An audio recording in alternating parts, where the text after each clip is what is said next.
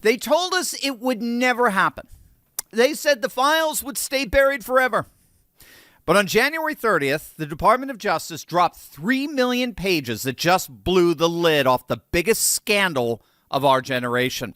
Those tech billionaires who've been virtue signaling us and lecturing us about social justice and climate change and how to live our lives, they're absolutely panicked because what these files just revealed is going to force a reckoning they never saw coming in their worst nightmares.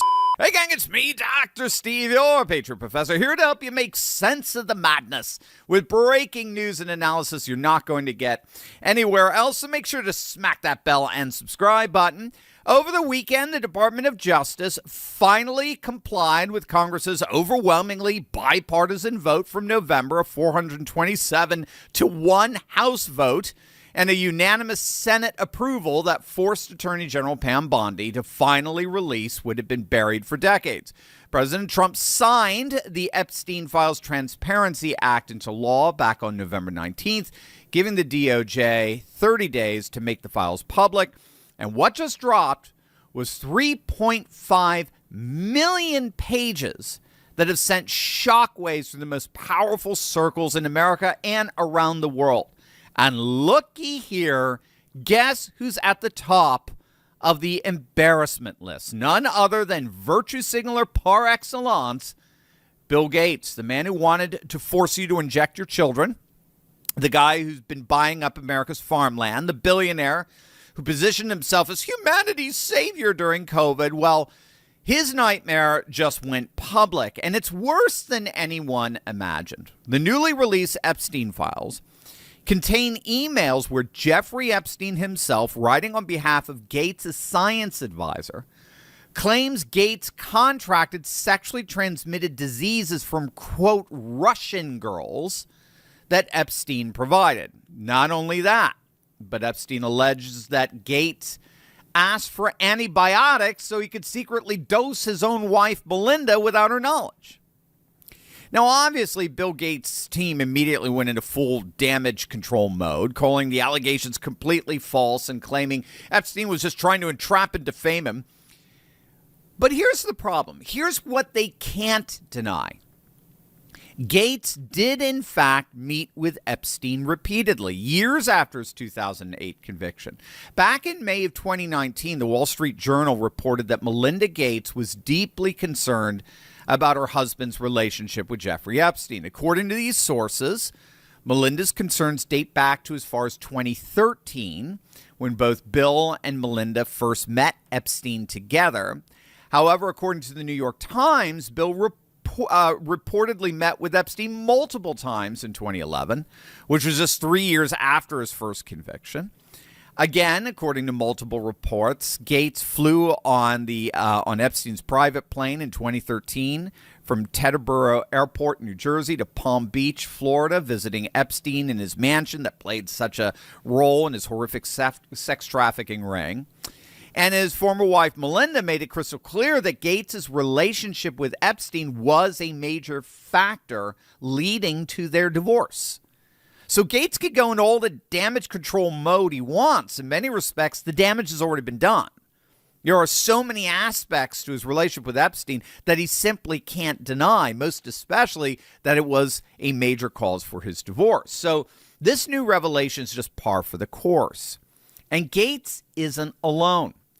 LinkedIn co-founder Reid Hoffman, the Democrat mega donor who spent millions attacking President Trump, is all over these files as well. Emails show Hoffman made multiple visits to Epstein's properties, including overnight stays at his Manhattan townhouse and trips to what's been unfortunately referred to as Pedophile Island. One email literally states, Reid will spend the night at 71st. That's Epstein's New York mansion. In 2013, Hoffman flew to Epstein's Island with travel arrangements coordinated by Epstein's assistant. And when Hoffman lost his passport, Epstein casually emailed, "Please tell Reed that I have his passport found in the gift bag that they had given me." So this is the same Reid Hoffman who's been funding all the lawfare against Trump, bankrolling leftist causes, and positioning himself as morally superior to conservatives. Now we know he was hanging out at Epstein's ranch in New Mexico and corresponding with him for years. Now, Elon Musk is also in the files, exchanging some friendly emails with Epstein back in 2012 and 2013, but there is absolutely no record of Elon ever actually visiting with Epstein. In fact, Elon's been one of the most vocal proponents calling for the files release.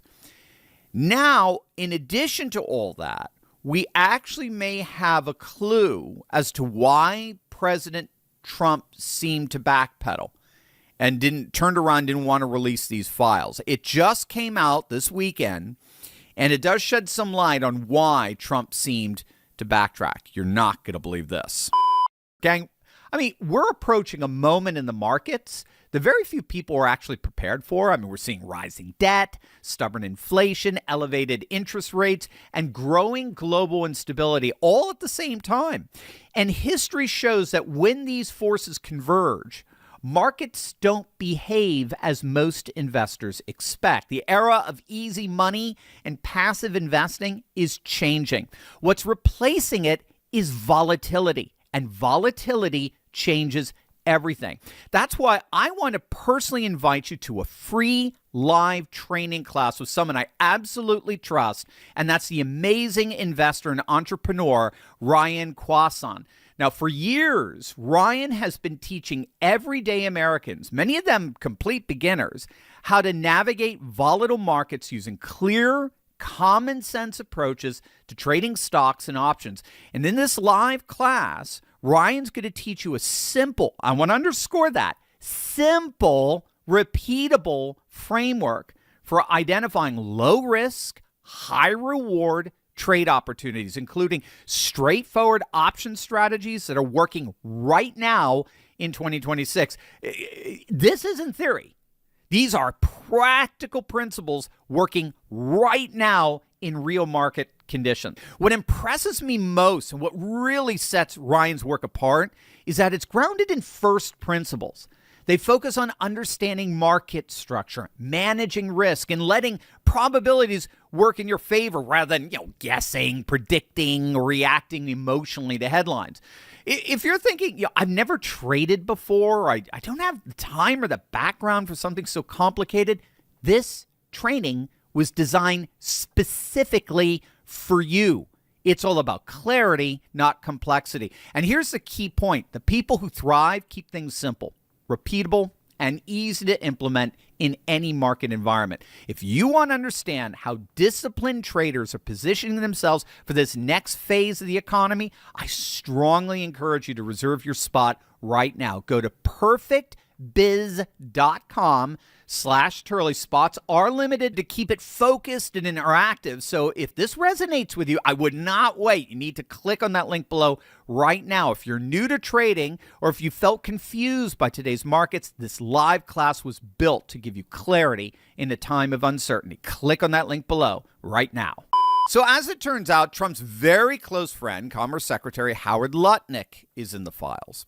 Emails show that Lutnick planned a family trip to Epstein's Island back in December of 2012. And that would shed some light on why Trump may have shifted on his commitment to releasing the files. Remember, Trump himself technically is not in the files, meaning that everything about Trump that's in the files was written by Epstein. So there's nothing, to my knowledge, there's nothing that Trump actively contributed to in those files. He doesn't use email. There's nothing in there from Trump himself. It's all Epstein and his own obsession with Trump. So there's nothing incriminating whatsoever about Trump. But I think he may have been worried that some people in his circle, who were some bigwigs in Manhattan's financial circles, which is where Epstein embedded himself, I think Trump was worried that they would be inadvertently implicated in this sordid world. And no, there's no evidence whatsoever at all that Lutnick did anything inappropriate. In fact, all the evidence suggests that he was with his wife the whole time. But given Trump's loyalty to his inner circle, it does suggest that he may have been concerned that releasing the files would have resulted in some collateral damage to very close friends. Regardless, what is becoming absolutely clear here is that Epstein was indeed running a highly organized, well-financed, international blackmail operation. Former Israeli intelligence officer Ari Ben-Menashe claims that Epstein and Ghislaine Maxwell ran a honey trap operation to compromise globalist elites. Stephen Hoffenberg, Epstein's former business partner, said Epstein admitted to international intelligence ties before his, shall we say, rather mysterious death in his jail cell. Bottom line, Epstein recorded powerful men in compromising situations, then used that leverage to bend them to his will. And we're more and more finding out that his will was merely the surrogate for a larger international deep state ring of intelligence agencies that were keeping international leaders in line with deep state goals. And it gets darker. These 3.5 million pages are only about half the files. There are reported up to 6 million potentially responsive pages, and only 3.5 million have thus far been released. So what's in that other half? Moreover, we need to note none of the so-called Epstein clients have been prosecuted. Yes, it's true, Prince Andrew has been stripped of all his titles, but not one arrest, not one indictment. Epstein is dead. Ghislaine Maxwell's in prison. But the powerful men who participated in this operation, it increasingly looks like a international deep state operation, well, they're still walking free. But Gates, Hoffman, we now know these guys maintain relationships with Epstein for years after his conviction. They visited his properties. They coordinated travel. And when the files dropped, they panicked. So the real question is, what else are they hiding? What's in those other 2.5 million pages that the DOJ has yet to release? And why hasn't a single person on the Epstein client list been charged? It does appear that the blackmail empire has collapsed. The files are out. The light is breaking into the darkness, and the elites who thought that they were untouchable are finally being exposed. It's our job to make sure that this is just the beginning.